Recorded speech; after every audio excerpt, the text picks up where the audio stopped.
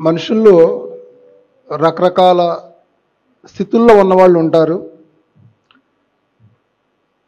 ఆధ్యాత్మికంగా. అందుకని అన్ని రకాల సొసైటీలు ఈ భూమి మీద అవసరమే. వాళ్ళ వాళ్ళ స్థితిని బట్టి వాళ్ళు ఆ సొసైటీలోకి వెళతారు. తర్వాత నెక్స్ట్ లెవెల్కి ఆటోమేటిక్గా వెళ్ళడం జరుగుతుంది.